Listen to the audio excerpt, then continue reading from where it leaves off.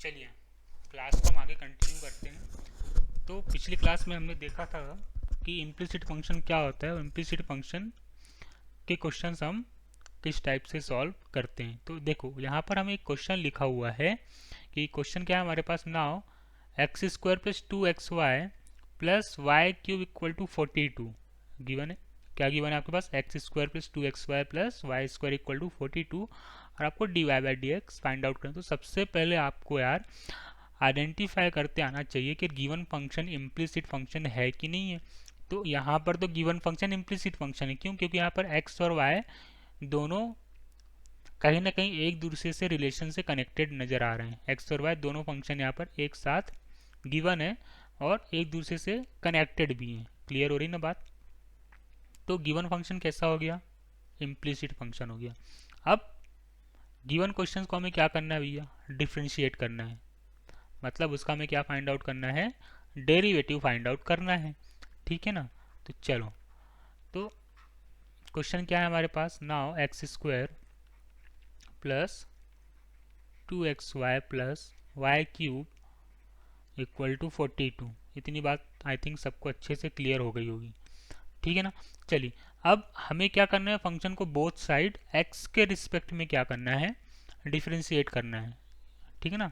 तो हम x के रिस्पेक्ट में क्या कर देते हैं? दोनों फंक्शन को डिफ्रेंशिएट कर देते हैं। क्लियर? तो हम सेपरेट करके फंक्शन को लिख रहे हैं। 2 यहाँ पर कांस्टेंट है और बचे हुए फंक्शन को हम कुछ इस फॉर्म में लिख रहे हैं। इतनी बात आई थिंक सबको अच्छे से क्लियर हो रही होगी। तो हमने क्या किया? बोथ साइड डिफ्रेंशिएशन परफॉर्म कर दिया एक्स के रिस्पेक्ट में। क्लियर? चलो, तो अब यहाँ पर क्या है? एक्स स्क्वायर है, तो एक्स स्क्वायर का जो डिफ्रेंशिएशन होता है वो कितना होता है बेटा? 2x होता है प्लस 2 इंटू, अब देखो यहाँ पर क्या है? एक्स और वाई दो फंक्शन है प्रोडक्ट फॉर्म में। क्लियर है? कैसे फॉर्म में? यहाँ पर अब एक्स और वाई का यहाँ पर प्रोडक्ट हो रहा है। तो मतलब ये आपका फर्स्ट फंक्शन हो गया और वाई आपका क्या हो गया बेटा? सेकंड फंक्शन हो गया। क्लियर हो रही बात? सबको अच्छे से समझ में आ रही है? एक्स आपका फर्स्ट फंक्शन हो गया और वाई आपका क्या हो गया? सेकेंड फंक्शन हो गया। तो मतलब आपको क्या करना है? यहाँ पर प्रोडक्ट रूल अप्लाई करना है। क्लियर? चलिए, तो first function differentiation of second function क्या आपका? y है plus second function differentiation of first function आपका क्या है? यहाँ पर x है। क्लियर? चलिए, अब यहाँ पर क्या लिखा है? y का फंक्शन लिखा हुआ है। ठीक है, लेकिन डिनोमिनेटर में क्या है? x है। मतलब फंक्शन को आपको क्या करना है? x के रिस्पेक्ट में डिफ्रेंशिएट करना है, लेकिन यहाँ पर y का फंक्शन दिया हुआ है। क्लियर? तो इस टाइप के डिफ्रेंशिएशन हमने सीखे थे पिछली क्लास में। कैसे करते हैं? 3y square into d y by d x. कैसे भैया? ये कैसे आ गया? देखो, हमने क्या अज्यूम करा है कि ये वाई क्यूब का जो फंक्शन लिखा हुआ है हम उसको किससे रिलेट करते हैं? एक्स की पावर एन से। तो एक्स की पावर एन का जो डिफ्रेंशिएशन होता है, एक्स की पावर एन का जो d y by d x होता है वो क्या होता है? एन इंटू एक्स की पावर एन माइनस वन। अभी तो पावर का हुआ है और यहाँ पर आपको क्या लिखा हुआ है? एक्स लिखा हुआ है। क्लियर? तो अलग से क्या करते हैं? यहाँ पर d y by d x x लिख देते हैं, क्योंकि यार एक्स का फंक्शन बचा हुआ है। क्लियर? तो जब इसको हम सिंप्लीफाई करते हैं तो फॉर्मूला क्या निकल के आता है? एन इंटू एक्स की पावर एन माइनस वन, और एक्स का जो डिफ्रेंशिएशन है वो वन हो जाता है। तो d y by d x x की पावर एन हमें कितना निकल के आ जाता है? ये। तो यहाँ पर हमने क्या करा? यार एक्स की पावर एन को हमने वाई की पावर एन से रिलेट करा। तो सिमिलरली वाई क्यूब है। ठीक है ना? तो वाई क्यूब मतलब वाई एक्स की पावर क्यूब। अब ऐसा समझो, तो एक्स क्यूब का डिफ्रेंशिएशन क्या आ जाएगा आपका? 3x स्क्वायर, और d y by d x x हो जाता है। लेकिन यहाँ पर क्या है? वाई क्यूब है, तो वाई क्यूब मतलब 3 तो बाहर आ गया और वाई की पावर 3 माइनस वन, तो 3 माइनस वन यहाँ पर कितना आ गया बेटा? 2 आ गया। क्लियर? और वाई अंदर का फंक्शन बचा आपका, तो वाई अंदर का फंक्शन बचा कितना आ गया? D y by d x. Clear है? और इक्वल टू यहाँ पर क्या है आपके पास? कांस्टेंट 42 है, तो इसका डिफ्रेंशिएशन क्या आ जाएगा? 0 आ जाएगा। इतनी बातें आई थिंक सबको अच्छे से अब क्लियर में आ गई होगी। तो अब इसको सिंप्लीफाई करते हैं। तो now 2x plus 2x d y by d x, two के अंदर हमने मल्टीप्लाई कर दिया, प्लस 2y, और x का डिफ्रेंशिएशन कितना हो गया? 1 हो गया, plus 3y square d y by d x equal to 0।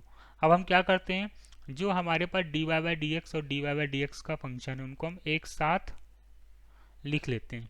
Clear, चलिए तो क्या आ जाएगा हमारे पास 2x d y by d x plus 3y square d y by d x equal to -2x और -2y। सबको हम 2x और 2y को RHS में हमने शिफ्ट कर दिया।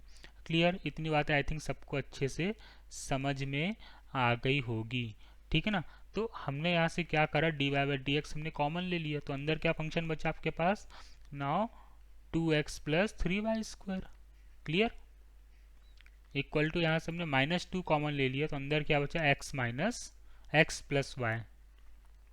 क्लियर, तो d y by d x कितना आ गया आपके पास, now d y by d x equal to -2 upon x plus y, sorry -2 into x plus y whole divide by 2x plus 3y square. Clear हो रहा है सबको इतना। तो गिवन फंक्शन का हमने क्या निकाल लिया, जो हमारे पास इम्प्लिसिट फंक्शन यहाँ पर गिवन था, तो हमने गिवन इम्प्लिसिट फंक्शन का यहाँ पर हमने क्या फाइंड आउट कर लिया, डेरिवेटिव फाइंड कर लिया। ठीक है ना, तो किसी भी फंक्शन का डेरिवेटिव फाइंड हमें कैसे करना है, इस टाइप से फाइंड आउट करना है। उसके लिए आपको आइडेंटिफाई करते आना चाहिए कि यार गिवन फंक्शन इम्प्लिसिट है कि नहीं है, और इसके अलावा आपको क्या पता होना चाहिए कि आपको यहाँ पर कौन से रूल अप्लाई करने, क्वेश्चन रूल अप्लाई करना पड़ सकता है आपको, यहाँ पर आपको चेन रूल अप्लाई करना पड़ सकता है, साथ ही साथ आपको प्रोडक्ट रूल भी आपको यहाँ पर देखने को मिले हैं। तो बेसिक कॉन्सेप्ट्स अगर प्रीवियस लेक्चर के आपके क्लियर हैं तो आपको यहाँ पर कोई भी परेशानी का सामना फेस नहीं करना पड़ेगा। अदरवाइज़ अगर आपने मेरे लेक्चर्स को अच्छे से रीड नहीं करा है, अच्छे से नहीं पढ़ा हुआ है, तो कहीं ना कहीं आपको क्वेश्चन सॉल्व करने में प्रॉब्लम आएगी। यहाँ इसलिए हम क्या कर रहे हैं, 1 बाय 1 लेक्चर्स आपको इंट्रोड्यूस करा रहे हैं, बता रहे हैं कि क्वेश्चंस के तरीकों को आप समझो, क्वेश्चंस हमें सॉल्व कैसे करना है। ठीक है ना, इसलिए हम यहाँ पर नंबर ऑफ क्वेश्चंस आपको ज़्यादा प्रैक्टिस करके बता रहे हैं कि हर एक क्वेश्चंस का फॉर्मेट यहाँ पर अलग अलग हो सकता है।